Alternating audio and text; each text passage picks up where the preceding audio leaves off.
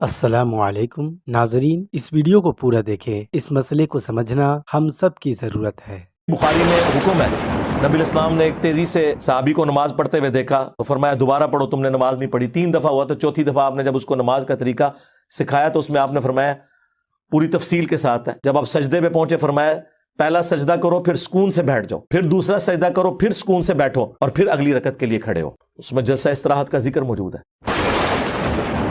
جلسہ استراحت کا حکم بخاری میں نبی سے ثابت ہے، مگر ائمہ احناف اس پر بالکل عمل نہیں کرتے۔ ائمہ احناف کے پاس جلسہ استراحت کی کوئی صحیح حدیث موجود ہے؟ اگر ہاں تو پیش کریں۔ جلسہ استراحت کی حدیث نمبر 818 ہے۔ احناف نے اگر یہ دعویٰ کیا ہوتا کہ نبی نے جلسہ استراحت نہیں کیا، پھر آپ یہ حدیث احناف کے خلاف پیش کرتے۔ احناف یہ مانتے ہیں کہ رسول اللہ صلی اللہ علیہ وسلم نے جلسہ استراحت کیا ہے، لیکن یہ جلسہ استراحت نام بتا رہا ہے کہ یہ راحت کے لیے ہے۔ راحت کی ضرورت وہاں ہوتی ہے جہاں تھکاوٹ ہوتی ہے۔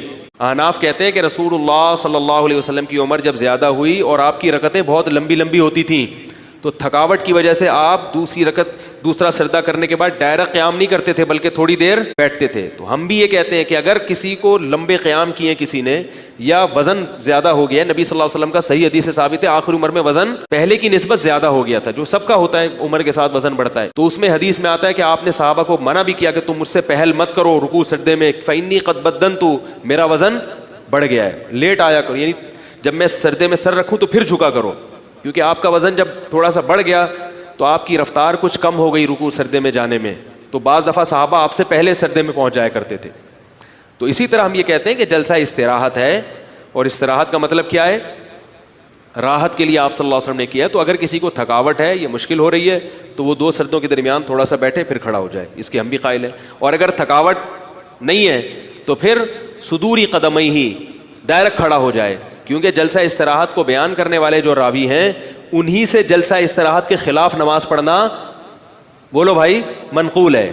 تو یہ ہو نہیں سکتا کہ صحابی حدیث بیان کر رہے ہو پھر اس کی مخالفت بھی کر رہے ہوں۔ یہ ایک جہالت ہے کہ بخاری میں جو حدیث آ گئی وہ پتھر پہ لکیر بن گئی۔ بخاری کی حدیث کا مطلب یہ ہوتا ہے کہ یہ کام ہوا ہے، باقی یہ شریعت کا حصہ بھی بن گئی ہے۔ اس کے لیے تو سارے دلائل دیکھنے پڑتے ہیں، اس کے لیے صحابہ کے عمل بھی دیکھنا پڑتا ہے، صحابہ کے فتاوی بھی دیکھنے پڑتے ہیں، اور پھر اس کے مخالف کوئی حدیث تو نہیں ہے وہ بھی دیکھنی پڑتی ہے۔